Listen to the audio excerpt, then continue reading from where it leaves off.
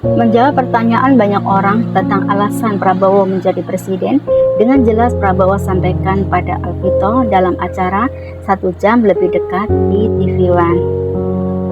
Prabowo memulai ceritanya tentang dirinya yang dilahirkan pada tahun 1951, yang dimana pada tahun itu adalah 1 tahun setelah Indonesia menerima kedaulatan. Pada usia sekitar 3-6 tahun, Prabowo mulai menyadari tentang arti kemerdekaan lantaran dalam kesehariannya Prabowo selalu mendengarkan pembicaraan keluarganya tentang Indonesia yang baru merdeka atau Indonesia yang baru mengusir penjajah.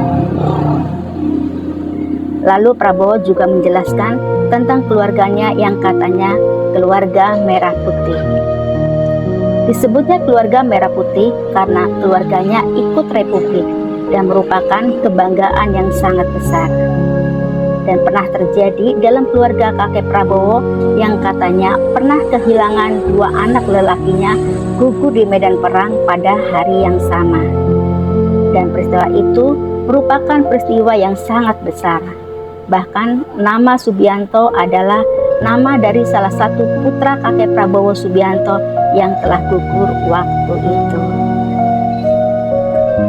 Dijelaskan oleh Prabowo Subianto tentang keluarganya yang kental dengan cinta tanah air. Setiap pembicaraan di meja makan yang dibicarakan tentang Jenderal Sudirman dan juga Pangeran Diponegoro. Karena pembicaraan keluarganya yang mencintai tanah air yang membuat Prabowo Subianto terdorong dan bangga sebagai anak Indonesia meskipun Prabowo Subianto saat itu sedang sekolah di luar negeri. Ditegaskan oleh Prabowo Subianto, dirinya masuk tentara karena Prabowo bangga sebagai anak Indonesia yang bertekad untuk menjaga kehormatan Indonesia dan menjadikan Indonesia lebih hebat dan kuat.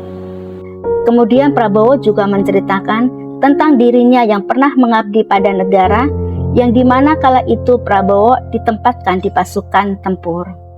Pada usia mudanya antara 24 dan 25 tahun, Prabowo menceritakan tentang dirinya yang pernah terlibat dalam peristiwa-peristiwa pertempuran yang membuat Prabowo hampir mati. Dikatakan oleh Prabowo Subianto, orang yang hampir mati atau orang yang sudah menghadapi maut, dia akan sadar apa yang terpenting dalam hidup. Karena dasar itulah yang akhirnya membuat Prabowo Subianto menjadi mengerti tentang hidup ini dan menjadikan hidup ini lebih berarti dengan melakukan hal yang bermanfaat bagi bangsa dan rakyat. Sejak itulah Prabowo Subianto berupaya bagaimana bisa menjaga kehormatan bangsa dan negara Indonesia dihormati oleh negara lain. Akan tetapi di tahun 98 Prabowo mengalami shock karena Indonesia yang dijuluki macan Asia dengan pertumbuhan 7-8% per tahun tiba-tiba crash. Ada apa? Tanya Prabowo. Lalu Prabowo pelajari tentang Indonesia yang menurutnya tidak tambah kaya dan kekayaan yang dilihatnya mengalir ke luar negeri. Juga tentang kemiskinan dan kemampuan Indonesia yang belum mampu memproduksi mobil sendiri. Menurutnya terlalu banyak yang diimpor oleh Indonesia. Kondisi ini tidak sepantasnya dikatakan sebagai negara yang merdeka, negara Gajah Mada, negara yang besar, tapi faktanya garam saja masih impor dari negara lain. Karena kondisi itulah yang membuat Indonesia secara tidak langsung sebagai negara yang miskin dan lemah. Karena tidak mau Indonesia sebagai negara yang miskin dan lemah, membuat Prabowo Subianto memutuskan terjun dalam politik dan harus berada di dalam kekuasaan untuk berbuat baik. Apa yang diputuskannya juga karena rasa kecewanya dengan arah kehidupan bangsa kita. Menurutnya, kalau dibiarkan Indonesia seperti sebelum Prabowo menjadi presiden, dimungkinkan Indonesia kalah bersaing dengan banyak negara dan Indonesia menjadi negara yang tidak punya kemampuan apa-apa. Selanjutnya Prabowo pun menceritakan fase ketika hampir menemui ajal, yang menurutnya fase tersebut sangat mempengaruhi hidupnya, yang akhirnya membuat Prabowo menyimpulkan hidup itu harus punya arti dan bermanfaat.